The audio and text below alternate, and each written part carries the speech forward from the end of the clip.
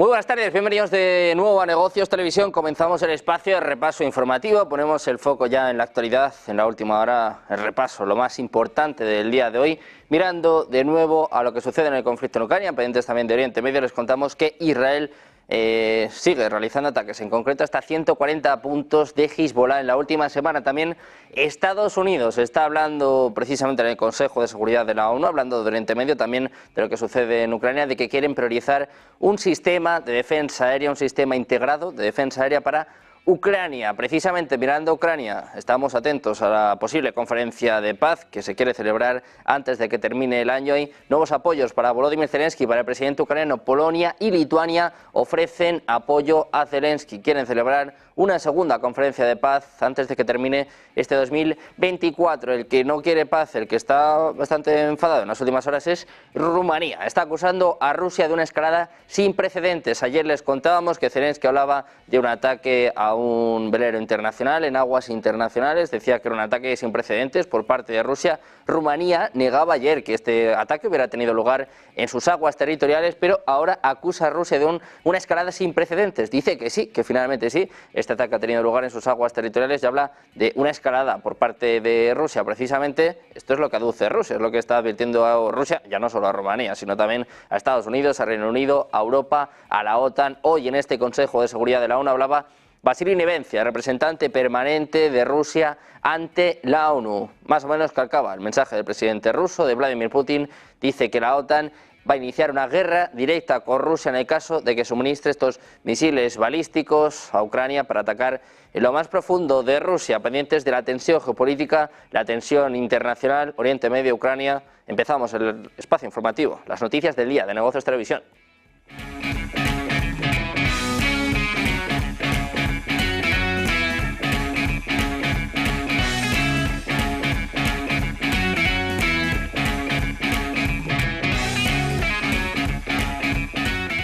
Y mirando al Oriente Medio, les contamos que las fuerzas israelíes atacaron durante la semana pasada más de 140 sitios relacionados con Hezbollah en el Líbano, incluyendo una instalación de producción de armas, depósitos de armas, puestos de observación y lanzacohetes dirigidos a ciudades del norte de Israel. Es lo que informa el ejército israelí este viernes. Dice que varios terroristas de Hezbollah, incluyendo un comandante de las fuerzas de élite, han fallecido. En el sur de Siria, los FDI atacaron a terroristas involucrados en el avance de actividades terroristas contra Israel. Mientras tanto, los reservistas de la brigada Golani completaron un ejercicio de entrenamiento simulando una incursión terrestre en territorio enemigo, incluyendo escenarios de combate, navegación en terreno difícil y coordinación de evacuaciones en el campo de batalla. Precisamente 2 ciudadanos israelíes fueron detenidos por su ejército al intentar cruzar la frontera hacia la Franja de Gaza durante la noche. Fueron entregados a la policía, según apuntan hoy las Fuerzas Armadas en un comunicado. Los israelíes fueron detenidos en la zona de seguridad entre Israel y la Franja y nunca llegaron a cruzar el enclave palestino. Dicen que la aproximación a la zona de seguridad es peligrosa e interfiere con las actividades de las fuerzas de seguridad en la zona. El ejército de momento no ha dado más detalles sobre la posible motivación por parte de la pareja.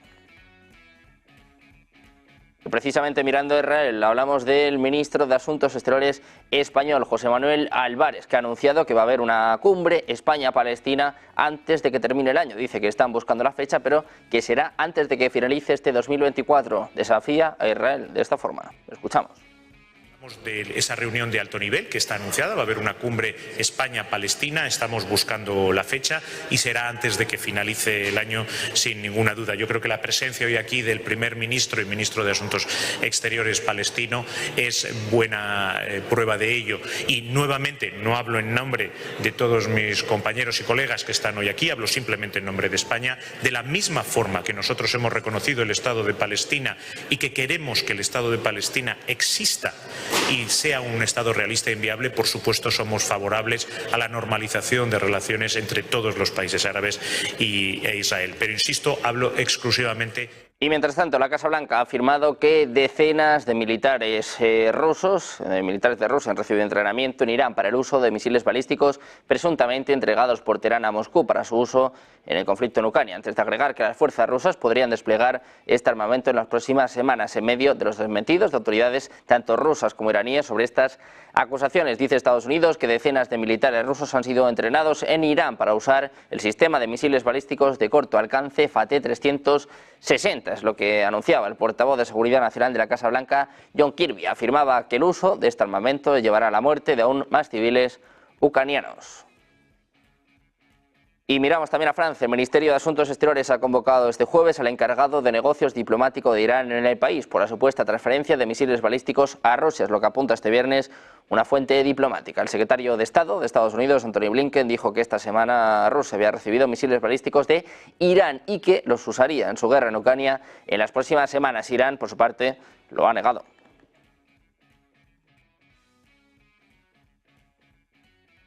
De Francia pasamos a Corea del Norte, al país más cerrado del mundo. Ha mostrado por primera vez imágenes de las centrifugadoras que producen combustible para sus bombas nucleares. Las imágenes muestran a su líder, Kim Jong-un, durante su visita a la planta de enriquecimiento de uranio en torno a las centrifugadoras. Kim pide más material apto para armas para aumentar el arsenal de bombas nucleares tácticas. Imágenes que constatan un claro enfrentamiento a Naciones Unidas, y es que el Consejo de Seguridad de la ONU prohíbe el programa nuclear de Corea del Norte, mientras Kim pide aumentar estos materiales. El líder también supervisaba las pruebas de misiles y los ejercicios de comando.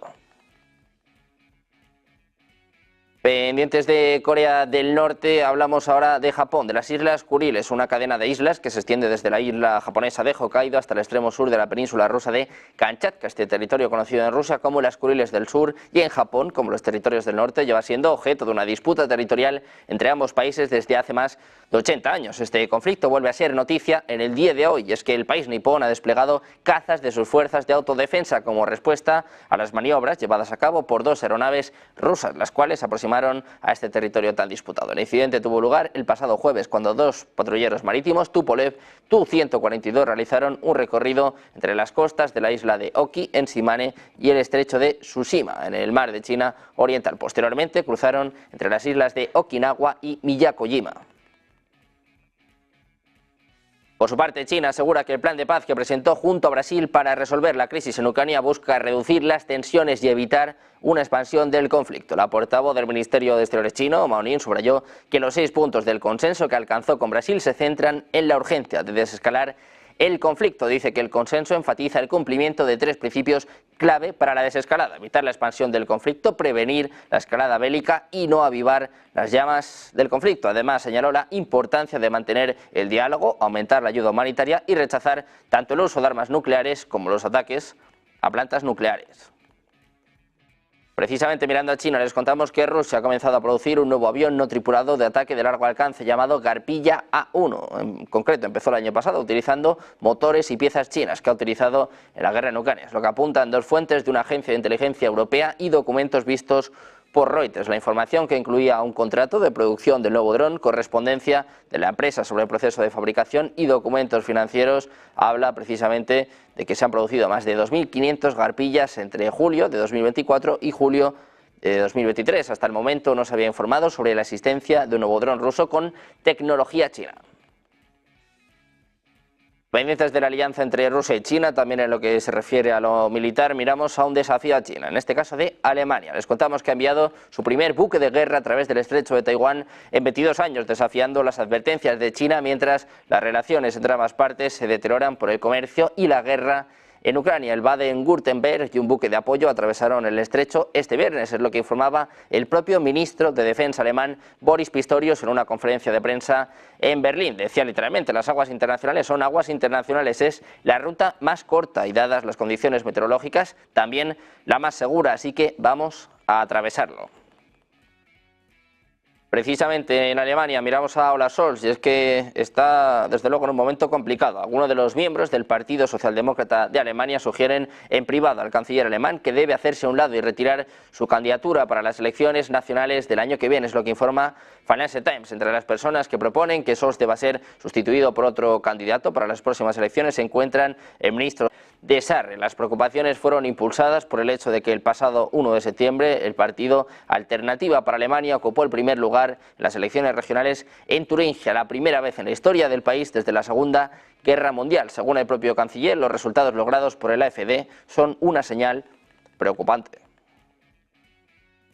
Miramos también a la administración de Joe Biden. Anunciaba este viernes nuevas medidas para frenar lo que llama el uso excesivo y abuso de una ley comercial de larga data que permite que envíos de bajo valor ingresen a Estados Unidos sin pagar aranceles de importación ni tarifas de procesamiento. Las medidas incluyen una nueva propuesta de reglamentación que prohibiría que los envíos al exterior que están sujetos a aranceles entre Estados Unidos y China sean elegibles para la exención aduanera especial. Esta disposición, conocida como la laguna de minimis, permite que los paquetes con un valor inferior a $800 entren en Estados Unidos con relativamente poco escrutinio. En la última década, el número de estos envíos se ha disparado prácticamente de 140 millones a más de 1.000, según apunta la Casa Blanca. Los funcionarios dicen que la explosión de estos envíos se debe en gran medida a los grandes minoristas en línea chinos, vinculados sobre todo a Shein y a Temu.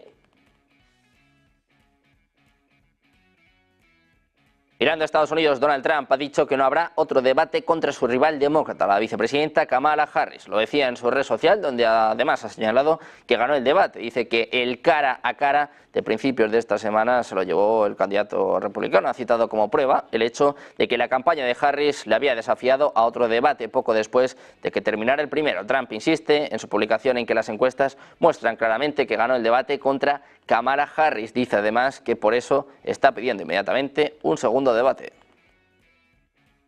Precisamente la campaña de Kamala dice haber recaudado $47 millones en 24 horas después del debate presidencial. Un fuerte empuje en la recaudación que ayudará al vicepresidente en la recta final antes de las elecciones. Su dirección de campaña ha apuntado que esta histórica campaña de 24 horas refleja una fuerte y creciente coalición de estadounidenses unidos detrás de la candidatura de Harris. Dice que demuestra que conocen lo que está en juego este noviembre y que están haciendo su parte para derrotar a Donald Trump.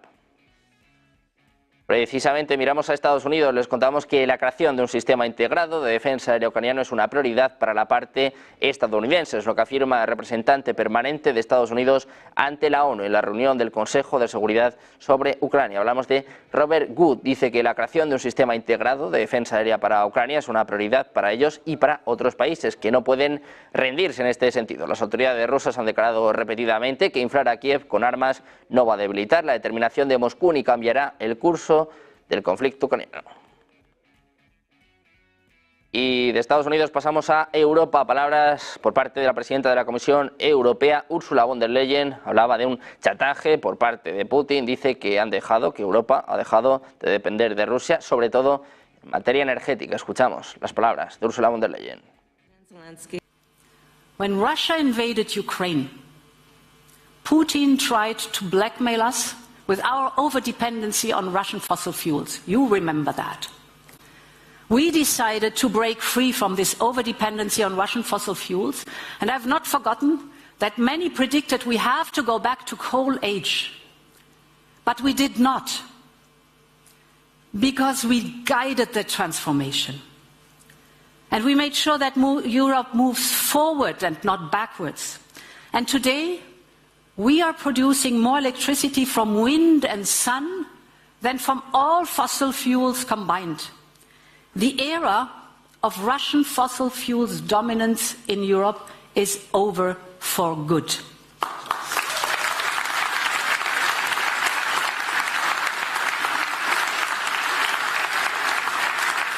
Y en Europa miramos a una de las voces discordantes, miramos al primer ministro húngaro, Viktor Orbán. Ha cifrado en 2.000 millones de euros el coste derivado de vigilar y proteger las fronteras. Ha reclamado a la Unión Europea una compensación, dando por hecho incluso que terminará pagando. Dice que es solo cuestión de tiempo, así defiende la protección fronteriza aplicada desde la crisis migratoria de 2015 como un elemento clave en materia de seguridad nacional, y en el caso de Hungría enfatiza que se trata de fronteras exteriores de la Unión Europea, como ya hizo en los últimos días, ha ironizado con el hecho de que ahora Alemania aplique también controles en todas sus fronteras terrestres. Le decía: hola Scholz, bienvenido al club. Pendientes de Hungría, de la OTAN, del conflicto en Ucrania, también de las claves de las elecciones en Estados Unidos después del debate presidencial. Algunas encuestas dicen que Kamala está 5 puntos por delante. Hacemos una pausa, 2 minutos, y les contamos todo ya en Negocios Televisión.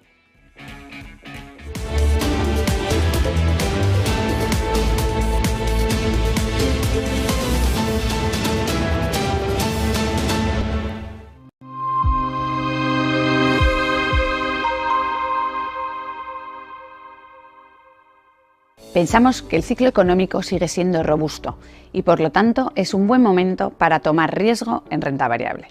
Bajo esta coyuntura, estos son los 3 factores a monitorizar en el tercer trimestre del 2024. En primer lugar, tanto los fundamentales como los análisis técnicos apoyan a los activos de riesgo. Las economías muestran resiliencia y la inflación es persistente, pero también gestionable. En segundo lugar, China se encuentra en un periodo de estabilización controlada. Existen señales claras de recuperación, pero es muy importante que los responsables políticos continúen apoyándola. Y por último, en tercer lugar, dada la dispersión en los mercados, este es un buen momento para las operaciones tácticas. Las empresas estadounidenses de mediana capitalización y los bonos convertibles son una buena opción en este sentido.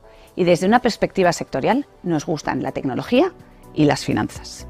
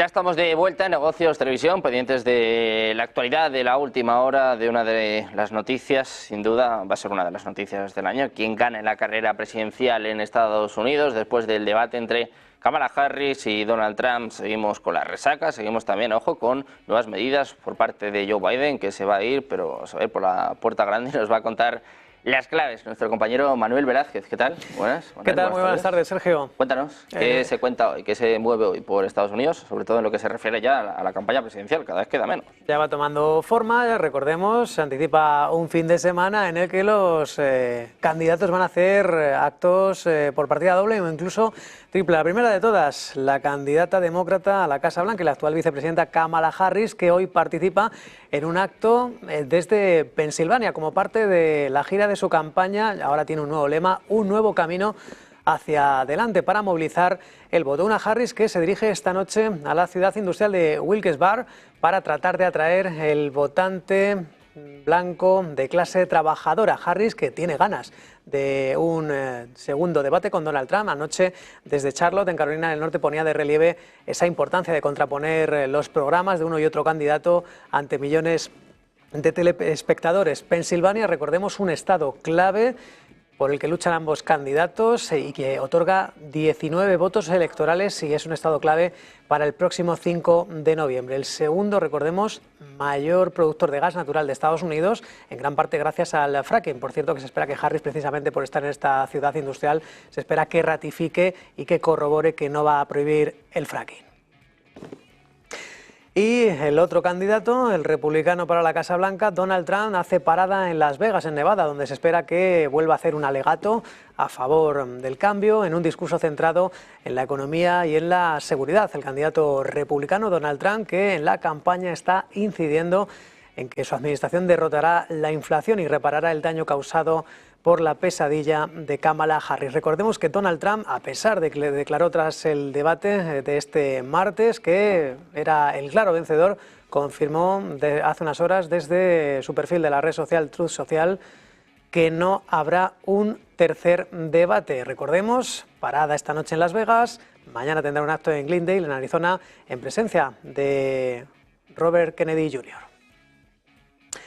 Y recordemos, aunque la agenda más completa es la del presidente Joe Biden, que como saben, como les Hemos ido avanzando en esta programación. Recibe al primer ministro británico Keir Starmer para hablar, además del apoyo a Ucrania, de un alto el fuego para Gaza y de otros asuntos de carácter bilateral en la segunda visita a la Casa Blanca de un líder británico. Recordemos, sobre la mesa, más de 14 años desde que llegaran al poder por última vez los laboristas. Recordemos, sobre la mesa, la posibilidad de que se permita a Ucrania emplear misiles de largo alcance.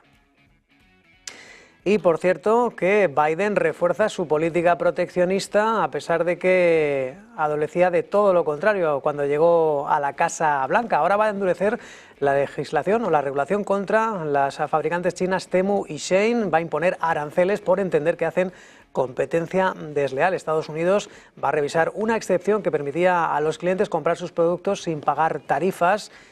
A la importación, recordemos, estas plataformas chinas se están beneficiando de una especie de vacío legal en el que las importaciones de bienes por menos de $800 están exentas de aranceles en virtud de la llamada, conocida como excepción de minimis. El presidente estadounidense Joe Biden, que por cierto, última hora, no va a tomar una decisión sobre el acuerdo de adquisición entre Nippon Steel y US Steel Corporation. Recuerden, la japonesa pretende adquirir la estadounidense por unos 15.000 millones de dólares. De momento, Joe Biden ha dicho que no tomará una decisión en el corto plazo. Bueno, esto es lo que da de sí. De momento parece que Biden se irá de la presidencia de la Casa Blanca sin tomar una decisión o sin vetar esa compra de US Steel. El marrón para el siguiente, ¿no? Es lo que piensa Biden en estos momentos. Un Biden que, por cierto, como bien explicaba Manuel, va a hablar en los próximos minutos. El foco está puesto en estas armas de largo alcance para Ucrania. Varios medios hablan ahora de que Biden teme un conflicto nuclear. Enseguida les vamos a contar más detalles. Enseguida se lo va a contar nuestra compañera Alma Navarro. Dice Estados Unidos, dice la Casa Blanca, que se toma muy en serio la última advertencia por parte del presidente ruso Vladimir Putin. Mientras tanto, en España, el ministro de Asuntos Exteriores, Unión Europea y Cooperación, José Manuel Álvarez, ha respondido precisamente también a las palabras de Putin. Asegura que la OTAN no va a participar en la guerra de Ucrania ni entrar en confrontación con Rusia, después de que Putin haya advertido de que si se levanta este veto para el uso de armas de largo alcance occidentales, Moscú estará en guerra con Occidente. Dice Álvarez que no hay ningún plan de que la OTAN participe en el conflicto bélico directamente, por lo que dice que estamos en un intento más de amedrentamiento y de pervertir el lenguaje, de darle la vuelta a quien es el responsable de esta guerra. Es lo que manifestaba el propio Álvarez en una entrevista de esta mañana con Radio Nacional de España. Y hablando de Europa, 9 países europeos han protestado este viernes contra los planes del Fondo Monetario Internacional de reanudar sus misiones a Rusia, diciendo que dañaría la reputación del fondo reanudar el diálogo con un país que ha invadido a otro. El FMI suspendió sus consultas anuales con Rusia, que el prestamista de última instancia, con sede en Washington, realiza para todos sus miembros. Pero el 2 de septiembre, el director ejecutivo ruso del FMI, Alexei Moshrin, dijo a Reuters que el fondo reiniciaría las consultas en línea el 16 de septiembre y continuaría con una visita de una delegación del FMI a Moscú para reunirse con funcionarios rusos hasta el 1 de octubre. Varios países han expresado en una carta a la propia Georgieva su insatisfacción con el FMI. Hablamos de los ministros de Finanzas de Lituania, Letonia, Estonia, Finlandia, Suecia, Islandia, Dinamarca, Noruega y Polonia. Es una carta que ha podido ver la agencia Reuters dirigida a Georgieva, que va a asistir, por cierto, a una reunión de ministros de Finanzas y banqueros centrales de la Unión Europea en Budapest. Se le preguntará precisamente sobre los planes del Fondo Monetario Internacional.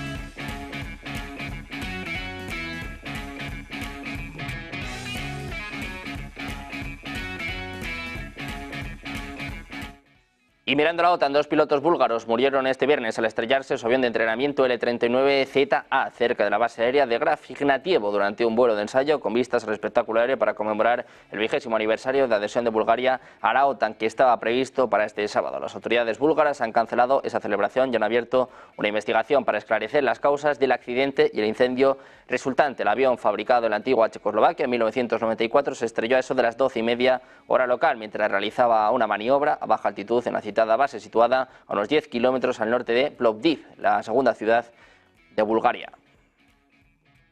En la OTAN, precisamente, los ministros de Exteriores de Polonia y Lituania, Radoslav Sikorski y Gabriel Landsbergis, respectivamente, han ofrecido este viernes en Kiev al presidente ucraniano Volodymyr Zelensky su apoyo en la preparación de una segunda cumbre de paz a la que Ucrania se plantea invitar a Rusia. Así lo anunciaba en sus redes sociales el propio Zelensky, que trabaja en la organización antes de final de año de una cumbre en la que el mayor número de países posible presione a Rusia para que ponga fin al conflicto en Ucrania. Según el propio Zelensky, en la reunión también se trató la implementación de los puntos de la fórmula de paz, que incluye una serie de exigencias a Rusia para acabar con el conflicto, y recibió un apoyo limitado de los países que participaron en la primera cumbre de paz celebrada en Suiza este mismo año.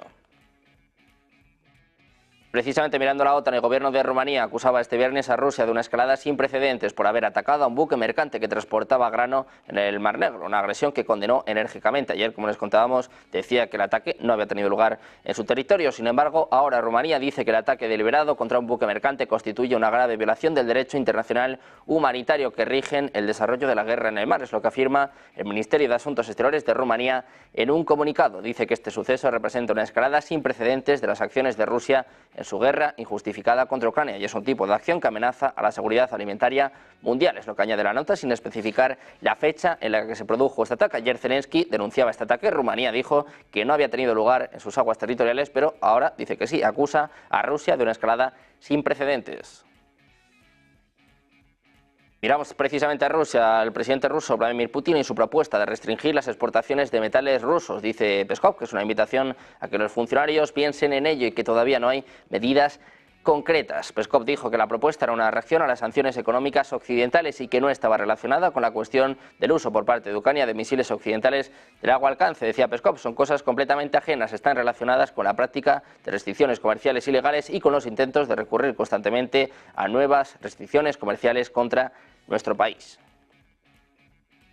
Precisamente mirando a la OTAN, a Rusia, les contamos la reacción por parte del representante permanente de Rusia ante la OTAN. Dice precisamente que estos países iniciarán una guerra directa con Rusia si permiten que Ucrania utilice armas de largo alcance para atacar profundamente en territorio ruso, es lo que afirmaba Vasily Nevencia, representante permanente de la Federación de Rusia ante la ONU en una reunión del Consejo de Seguridad sobre Ucrania. Decía literalmente que si realmente se toma o se tomará la decisión de levantar estas restricciones, esto va a significar que a partir de ese momento los países de la OTAN comenzarán una guerra directa con Rusia. Dice que en este caso, por supuesto, se verán obligados a tomar las decisiones adecuadas, que todas las consecuencias para los agresores occidentales estarán sobre la mesa. Decía literalmente, disculpen la responsabilidad y nuestros colegas occidentales ya no podrán echarle la culpa a Kiev. También remarca que Zelensky está extremadamente interesado en levantar las restricciones al uso de armas occidentales para involucrar a estos países en el conflicto en Ucrania.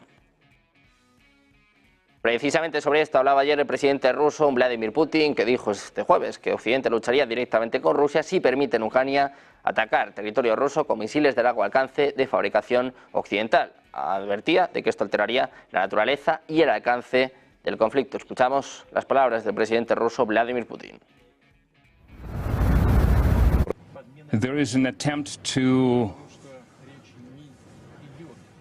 add some confusion into the matter because it's not about allowing or stopping the Ukrainian regime from striking the Russian territories.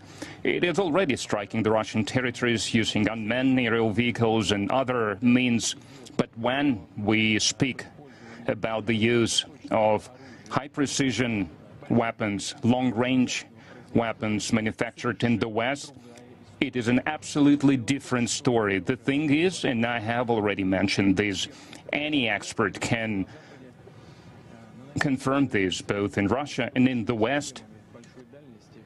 Using high-precision, long-range missile systems manufactured in the West, the Ukrainian army is not capable of doing that. They can only do that by using intelligence information from the satellites, which Ukraine doesn't have. They can only get data from the European Union satellites or from the US satellites, so from the NATO satellites. And secondly, and very important, a key thing, that the tasks, the targets for these missile systems can only be introduced, entered by the NATO servicemen. Ukrainian troops, Ukrainian servicemen are not able to do that. So we are not speaking here about whether Ukrainian regime is allowed to strike Russia or not. we're speaking here about making a decision that the NATO countries would be directly involved in the armed conflict or not. If this decision is made, it will mean one thing only. It will mean the direct involvement by the NATO countries, by the United States, by the European countries in the war in Ukraine. It would be the direct involvement. And then that would substantially change the very nature of the conflict. It would mean that the NATO countries, the United States, the European countries are at war with Russia. And if this is true, I mean the change in the nature of the conflict, then we will make corresponding decisions coming from considering the threats that we are facing. Bueno, pues una advertencia por parte del presidente ruso, por parte de Vladimir Putin, que ha llegado, como se pueden imaginar, a Estados Unidos, también a Reino Unido, precisamente hace apenas unos minutos. La Casa Blanca ha respondido a esta advertencia del presidente ruso. Se la toma muy en serio y ojo porque hay noticia. Medios británicos dicen que Biden pues, no quiere un conflicto nuclear, ni Biden ni nadie. Alma, cuéntanos esta última hora que dice la Casa Blanca en torno a estas palabras serias por parte de Putin. Pues efectivamente, la Casa Blanca, Sergio, ha respondido a la advertencia que lanzaba ayer Vladimir Putin sobre la autorización de misiles balísticos de largo alcance proporcionados por Estados Unidos y la Unión Europea a Ucrania. Según medios británicos, Joe Biden, presidente de Estados Unidos, teme provocar un conflicto nuclear. En el encuentro que están teniendo esta tarde el presidente de Estados Unidos y el primer ministro británico Keir Starmer, medios británicos han dicho que Biden teme provocar un conflicto nuclear, pero que a la vez está dispuesto a permitir a Ucrania el despliegue de misiles tanto británicos como franceses utilizando tecnología estadounidense, pero no misiles fabricados en Estados Unidos. En respuesta a la advertencia de Putin, Starmer también ha hablado y ha dicho a esos medios británicos que viajaban con él que Rusia fue quien inició este conflicto, que Rusia fue quien invadió Ucrania ilegalmente y que Rusia puede poner fin a este conflicto de inmediato si así es su deseo. En un contexto de crecientes tensiones, la seguridad rusa, el Servicio de Seguridad ruso, ha anunciado que se había retirado la acreditación de 6 diplomáticos británicos y los ha acusado de espionaje. Así que, como vemos, Sergio, la tensión aumenta. Sigue aumentando la tensión con Estados Unidos, con Reino Unido. Se toman en serio la advertencia de Putin. Nosotros, si te parece, Alma, seguimos mirando la actualidad, seguimos mirando a Putin, en este caso a Rusia. Estamos, por cierto, pendientes ya en los próximos minutos de palabras por parte de Joe Biden, a punto de salir en un nuevo acto, iba a decir acto electoral, de momento para Biden me parece que se han terminado, pero mirando a Rusia, el ejército ruso ha tomado 8 localidades en la región oriental ucraniana de Donetsk durante la última semana, es lo que informa hoy su Ministerio de Defensa. La última localidad conquistada por las fuerzas rusas en las regiones Dolinivka, situada en el distrito de Pokrovsk, donde los rusos avanzan desde hace una semana. Las otras localidades tomadas son Bodiane, Novogrivka o en este caso Kalinove o Membrik, es lo que señalaba el Ministerio de Defensa. En total, según los militares rusos, el enemigo perdió en el frente de Donetsk a cerca de 10.000 hombres en una semana. Simultáneamente, el ejército ruso continúa la contraofensiva en la región fronteriza rusa de Kursk, donde en los últimos días ha recuperado 10 localidades conquistadas previamente por Ucrania, según subrayaba hoy el Ministerio de Defensa y según recoge la agencia EFE. Precisamente les contamos que el ejército ruso sigue ganando terreno en Kursk, de donde estaría expulsando gradualmente a las tropas ucranianas, es lo que informa hoy el Ministerio de Defensa ruso. La agrupación militar Sever del norte asestó duros reveses a las unidades mecanizadas de las brigadas aerotransportadas ucranianas en varias localidades precisamente en este frente. Según el parte de guerra, los soldados rusos también repelieron contraataques ucranianos en dirección a Opuyovka y otras intentonas en Kamiseva y en Borki.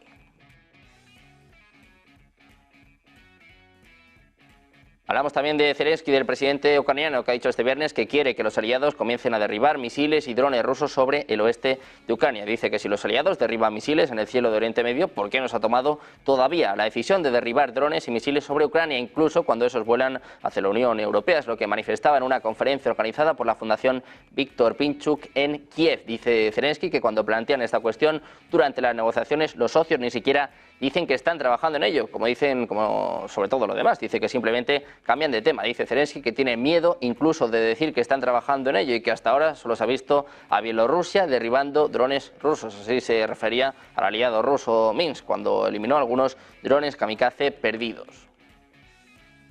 Precisamente Zelensky dice que el levantamiento de restricciones impuestas a Ucrania para atacar con armas de largo alcance el territorio ruso solo será un paliativo a corto plazo para sus fuerzas armadas en la línea del frente y no resolverá los graves problemas de Kiev, es lo que informa The Wall Street Journal con referencia a funcionarios estadounidenses. Les preocupa que la relajación de las restricciones sobre armamento pueda ser un paliativo a corto plazo para retos mucho más profundos a los que se enfrenta Ucrania en el campo de batalla y a la hora de conseguir apoyo internacional. Y precisamente en Ucrania hablaba el ministro de Exteriores polaco, Sikorski, que llegaba esta madrugada a Kiev después de reunirse en Polonia con el secretario de Estado de Estados Unidos, Antony Blinken, en un nuevo viaje a la capital ucraniana que tendrá en la agenda la petición de Ucrania de que Polonia le ayude a derribar misiles desde su territorio, en concreto los que vuelen cerca de la frontera común. En una rueda de prensa conjunta con responsables de Exteriores de Estados Unidos y de Reino Unido, ha insistido en la necesidad de que los aliados de Ucrania empiecen a interceptar con sus propias defensas antiaéreas los misiles y drones rusos que se acercan a su frontera después de que proyectiles lanzados por Moscú hayan caído en repetidas ocasiones en territorio de la OTAN. Ucrania cada más ha logrado la liberación de 49 personas del cautiverio ruso en el último intercambio de prisioneros con Moscú, es lo que apuntaba el presidente Volodymyr Zelensky. El último intercambio fue mediado por Emiratos Árabes Unidos, según apuntaba un portavoz de la inteligencia militar de Ucrania. Dice literalmente: otro regreso de nuestro pueblo, algo que siempre esperamos y por lo que trabajamos incansablemente para lograr. Debemos traer a casa a cada uno de nuestros ciudadanos, tanto militares como civiles. Es lo que manifestaba Zelensky en X, anunciando el 56 intercambio de este tipo con Rusia. Y hablamos también de los BRICS, tras los rumores recientes sobre cuántas naciones adoptarían el inminente sistema BRICS-Pay. El bloque ha confirmado que 159 participantes están dispuestos a adoptar el nuevo sistema de pagos. De hecho, el sistema de la Alianza Económica está a punto de empezar a funcionar cuando finalmente se lance. A principios de este año, el bloque de BRICS anunció la creación de una plataforma de pagos basada en blockchain que redefiniría la posición económica global del colectivo y competiría con algunos de los sistemas de pagos más grandes del mundo, entre ellos el sistema SWIFT, dominado por Occidente. Ahora el grupo BRICS confirmó que 159 participantes adoptarán el nuevo sistema de pago. De hecho, funcionarios rusos verificaron la cifra en una corrección reciente, según un informe de Yahoo, aunque en declaraciones anteriores se rumoreaba que participarían 160 países. La cifra se aclaró en informes posteriores. Hablan de 159, un nuevo paso adelante por parte de los BRICS. Pendientes de los BRICS, de Occidente, del conflicto en Ucrania, de palabras en los próximos minutos por parte del presidente de los Estados Unidos, Joe Biden. Una pausa, 2 minutos. Enseguida volvemos con todo en Negocios Televisión.